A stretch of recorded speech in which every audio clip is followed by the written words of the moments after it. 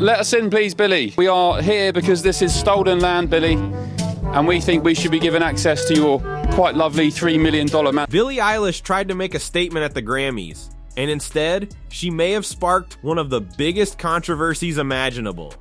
Reporters showed up at her house. Bill Maher told celebrities to either give the land back or stop talking. And suddenly, Hollywood had questions no one wanted to answer. The details matter. When Billie accepted her Grammy, she repeated a phrase common in activist circles, saying that no one is illegal on stolen land. The room applauded, celebrities stood, and the clip spread across social media instantly. But instead of fading like most award show speeches, this one stuck because people started asking a sharp question. If no one is illegal on stolen land, does that apply to the land you personally own, or is it just something you say on stage? That question sparked action almost overnight. News crews appeared at Billie's Los Angeles home, highlighting the cameras, fencing, and security, private property starkly contrasting the open borders she referenced on stage. This quickly shifted the story from a single comment to a debate about hypocrisy, wealth, and whether celebrities live by the principles they preach. Then Bill Maher stepped in, calling out Hollywood, Democrats, and award shows for what he called performative guilt with no real action, using Billie as the clearest example. His blunt message, either give the land back or stop talking, made the story explode, because when someone on the left says it, people listen in a way they rarely do. Finally, new rule, memo to Democrats. If you ever want to win an election again, the absolute most important first step is stop doing this. No one is illegal on stolen land. Yeah, I don't know if we're still saying cringe. But if we are, that's this. What made this hit even harder was that it wasn't framed as right versus left, but as real life versus empty talking points. Maher wasn't debating history or policy. He was calling for consistency.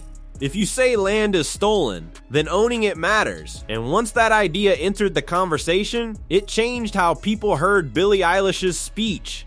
It was no longer abstract. It was personal, physical, with a front gate and a lock. Just when it seemed this would remain a collection of viral clips and late-night jokes, another twist made people wonder if this was turning serious in a way no one expected. The timeline matters. At the Grammys, Billie wins and walks on stage, clearly aiming to show support and moral clarity, saying no one is illegal on stolen land, a line meant to challenge immigration laws and push people to think differently. In that room, it worked exactly as intended. People clapped, cheered, and stood in support. End of story? Not even close.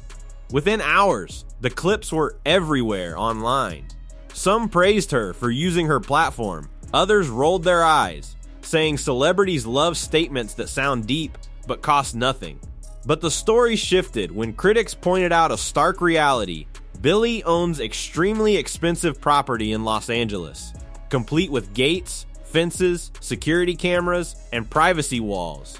That raised a pointed question. If all land is stolen and no one is illegal, how does that square with someone showing up at your gate? And that question moved fast from online debate to real-world action. When reporters appeared at her house, cameras rolling, gates closed, and security systems clearly in place. The reporter made the irony impossible to miss, pointing out that if everyone belongs on stolen land, then stopping by for a cup of coffee shouldn't be an issue. And it worked exactly as intended, provoking a reaction. What made the footage go viral wasn't cruelty or harassment. It was the visuals, huge metal gates, security cameras tracking everything. A stark line between what was said publicly and how life is lived privately.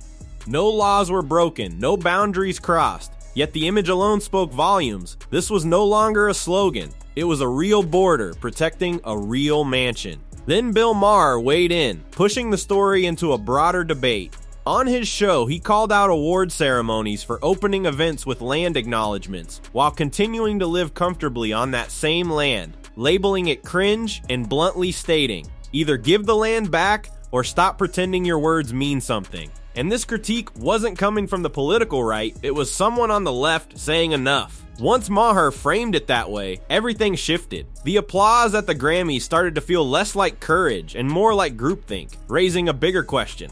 Are these speeches about justice? or just about feeling good in rooms where everyone already agrees. Just when it seemed this would stay in the realm of jokes and online chatter, the situation took on a legally messy edge no celebrity wants. Social media exploded, split into two sides, one insisting Billie's words were symbolic and that critics were missing the point, the other arguing that if it's only symbolic, then it shouldn't be treated as moral truth. Clips circulated side by side, Billie on stage saying no one is illegal, followed immediately by footage of her locked gates and security cameras, with captions ranging from sarcastic jokes to anger and disappointment, especially at someone wealthy lecturing ordinary people on borders. Then indigenous groups were pulled into the conversation, adding another layer. Some said land acknowledgements feel empty without action, while others argued it was unfair to weaponize indigenous history against a single pop star. The debate escalated quickly because no one wanted to speak for tribes they didn't belong to, yet no one wanted to appear dismissive of history either. Tension spiked further when reports emerged that a law firm had offered, either seriously or symbolically, to help native tribes reclaim land based on celebrities openly admitting they live on stolen land. To be clear, this was not a confirmed eviction. It was symbolic, meant to make a point. But even symbolism like that is the kind of headline no public figure wants attached to their name. Conservative voices soon joined the fray, including Ted Cruz, who criticized what he saw as anti-American messaging from Hollywood, questioning why entertainers would applaud ideas that suggest the country is illegitimate while enjoying all its benefits. The clip spread fast, fitting neatly into a broader debate about entertainment, politics, and power. Meanwhile, not everyone defending Billie Eilish was defending the statement itself. Some argued she was young and repeating language she had grown up hearing online. Others emphasized intent. But intent does not erase impact. The impact was clear. People felt talked down to by someone living behind walls they could never afford.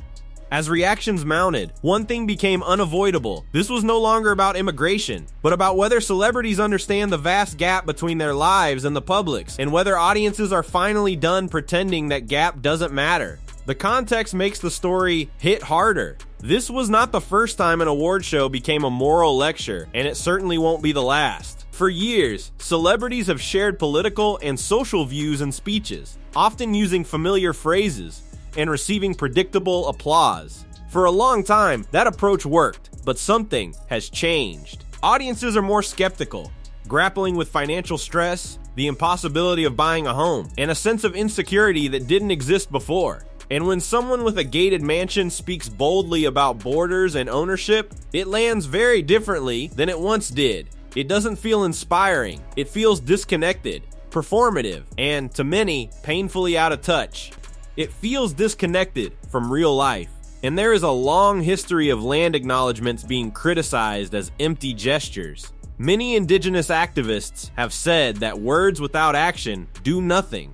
So when celebrities publicly agree that land was stolen but privately continue to benefit from owning it, it reinforces the sense that these moments are about feeling good, not doing good. Billie Eilish also represents a generation raised almost entirely on activist language online, where phrases like "no human is illegal" are everywhere. The problem is that slogans flatten complex issues. Immigration, property, and history cannot be wrapped into a single sentence, and when you try, the cracks show immediately. What really made this explode was that people weren't just reacting to her, they were projecting frustration. Frustration with elites, with Hollywood, with being told what is right by people living completely different lives. Billie became the face of something much bigger than herself, whether she wanted that role or not.